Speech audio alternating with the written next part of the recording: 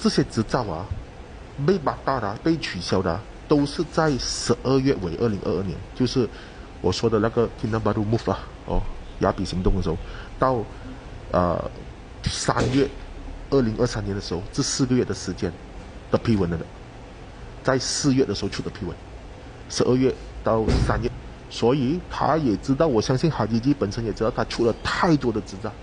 你想象一个沙巴，他出了最少我看30-40张，一个沙巴州30-40张的执照。你手上都有9张的。我手上都有9张，对不对？所以他可能知道，有人告诉他，有人劝告他，这个东西你过分了，你就。这9个反正是没有成功的一个。这9个没有一个成功，是因为这9个都是在雅比行动，那个政变的时候，对，搞出来的这9个。其实这9个我是不要参与的，我是不要和他们合作的。我是被逼，真的是被逼。就是你他们就自己找上你，然后跟你讨钱说，他们就经过朋友找上我。然后你要明白，我们在沙巴刚刚进入沙巴做生意，我们哪里敢得罪他们，对不对？他们的语气都已经和你说到，都告诉了你，你不和我合作，我就会动你了。都已经是很明确了。Ini adalah bahagian yang keempat dalam pembongkaran isu skandal rasuah adun-adun daripada kerajaan GRS di Sabah.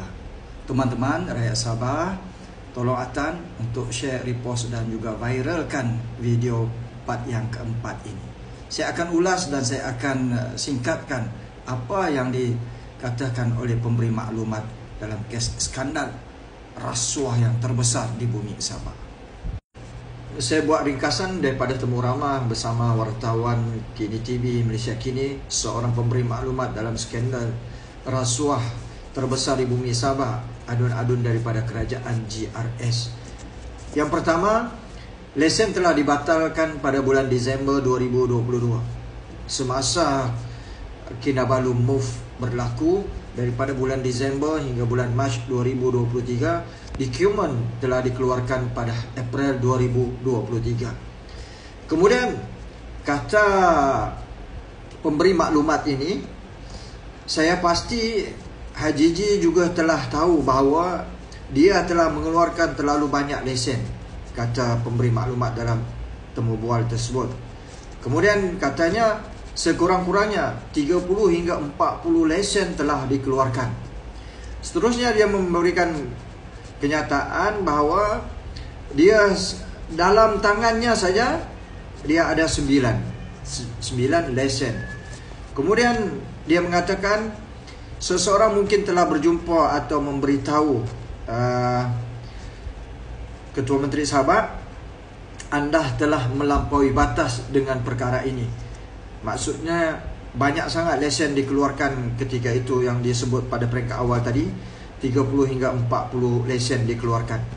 Kemudian dia katakan ada 9 orang, adun-adun katak ni, 9 orang yang menyokong Haji Ji dalam langkah Kinabalu tersebut, ada kaitan juga dengan perkara tersebut. Ini lesen ini. Kemudian dia katakan pemberi maklumat ini sebenarnya dia tidak mau terlibat dalam 9 ini, tetapi dia telah diugut untuk dikacau. Kalau dia tidak bekerjasama, kalau dia tidak mau terbabit, dia telah dan akan diugut. Dia diugut untuk dikacau. Tak tahulah dikacau macam mana, perniagaan dia ke ataupun apa-apa sajalah yang berkaitan.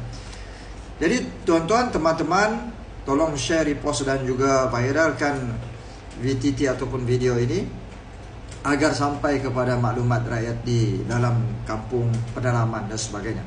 Kerana kita akan berhadapan dengan pilihan raya, maka kita pastikan supaya kita tidak akan mengangkat lagi Haji Ji, tidak mengangkat lagi geng-geng adun-adun rasuah daripada GRS, dan kita turunkan mereka, kita pensionkan mereka, dan kita angkatlah parti Sabahan lokal, pemimpin Sabahan yang jiwanya Sabah, dalam dan luarnya Sabahan.